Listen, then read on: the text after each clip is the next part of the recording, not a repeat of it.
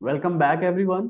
Results का season आ चुका है और आप न्यूज़ में अक्सर देख रहे होंगे कि इस कंपनी ने परफॉर्मेंस अच्छी दी है या खराब दी है। तो रिजल्ट्स हम एक क्विक एनालिसिस के तौर पर देखते कैसे हैं, कहाँ पर चेक कर सकते हैं और उसकी बेसिस पर कैसे डिसीजंस ले सकते हैं इन्वेस्टिंग के, उसके बारे में इस वीडियो में बात करेंगे।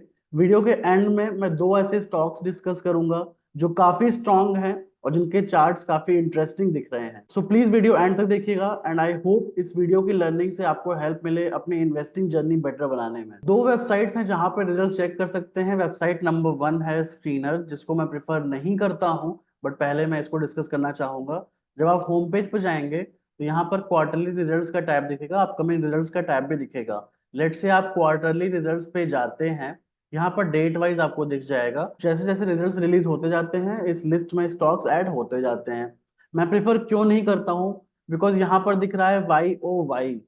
अब मैं आपको समझाना चाहूंगा कि आप YOY या फिर QOQ में से कौन सा प्रिफर कर सकते हैं।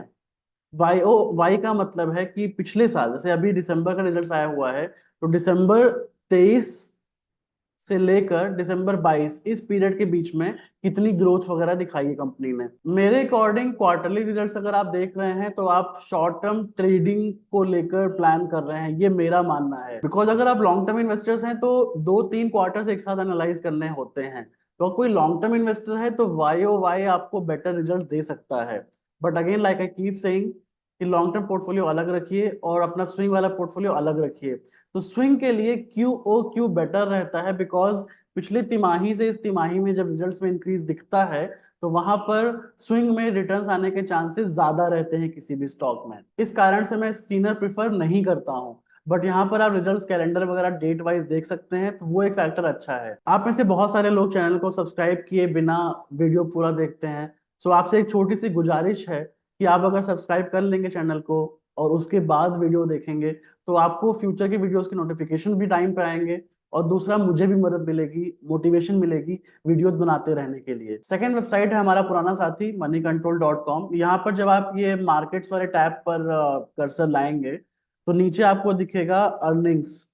ये देखिए यहाँ पर अर्निंग्स है।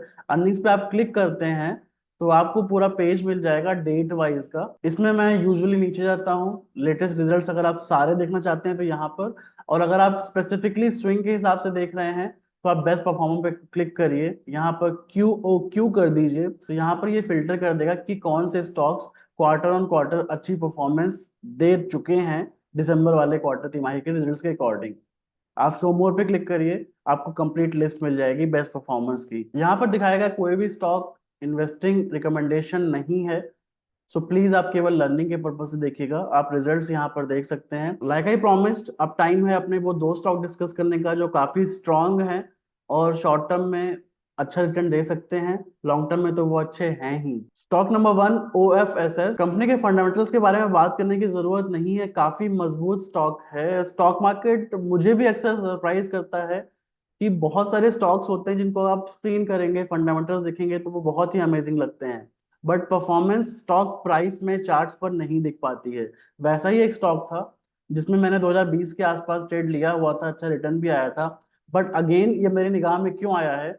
सेम कॉन्सेप्ट जो मैं आपको हॉरिजॉन्टल लाइंस की बात करता हूँ, यहाँ पर इस एग्जांपल के थ्रू सीखने की कोशिश करिए आप। हॉरिजॉन्टल लाइन अगर आप ड्रॉ करते हैं तो देखिए 5160 इसका हाई रहा था 2021 के आसपास। स्टॉक काफी करेक्ट हुआ, मूविंग एवरेजेस के नीचे निकल गया, अब ये वापस ऊपर आया है और 5160 का लेवल जो मैं यहाँ पर मार्क कर रहा हूँ इसके आसपास जाने को फिर तैयार है। मोस्ट प्रोबेबली आज ही इसके ऊपर क्लोज दे देगा। चांसेस क्यों ज्यादा है? बिकॉज इसका रिजल्ट भी रिसेंटली आया है कल परसों में और काफी अच्छे अपडेट्स इसने दिए हैं अपने रिजल्ट्स में। तो रिजल्ट का पुश है, प्लस टेक्निकल्स का भी दिख रहा है आपको। सो टेक्निकल एनालिसिस क्यों करनी चाहिए? इसका सोल रीजन ये है कि कई बार जो होने वाला होता है वो चार्ट्स पर थोड़ा पहले दिख जाता है। जैसे आपको अगर अर्थक्वेक डायग्नोसिस के बारे में पता हो तो अर्थक्वेक आने के थोड़ा पहले आपको पता चल जाता है कि अर्थक्वेक आने वाला है। तो टेक्निकल ऐसा नहीं है कि कोई साइंस है ये, this is not science. Technical analysis एक प्योरली साइकोलॉजिकल प्रोबेबिलिटी का टेस्ट होता है जो आपको बताता है कि इस लेवल से ये नीचे आया था।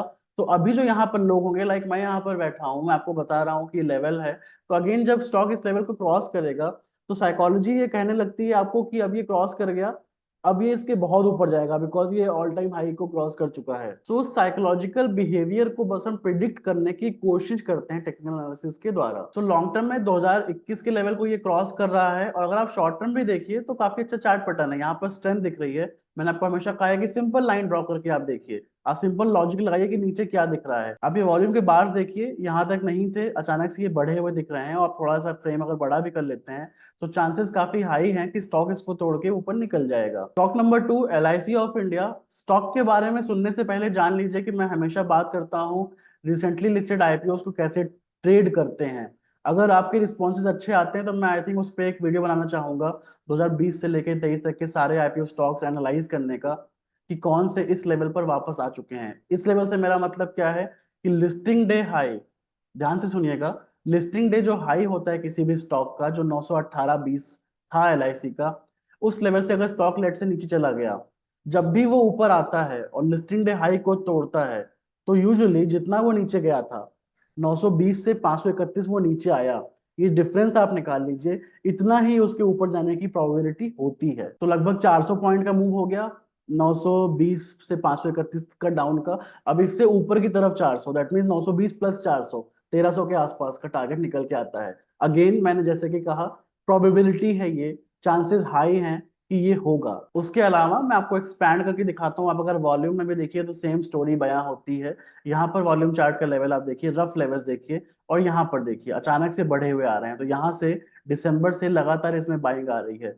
फंडामेंटल की बात इस स्टॉक में भी करने की जरूरत नहीं है, सॉलिड स्टॉक है, बहुत बड़ी मार्केट है इसके पास, और खुद को ये कंपनी एक तरह से रीडिजाइन भी करने की कोशिश में लगी हुई है। सो वी नेवर नो कि क्या होगा, बट चार्ट दिखा रहे हैं कि स्ट्रेंथ काफी ज्यादा है इसमें। अगर आपको वीडियो पसंद आई हो तो please like and subscribe and share among your friends. Thank you so much.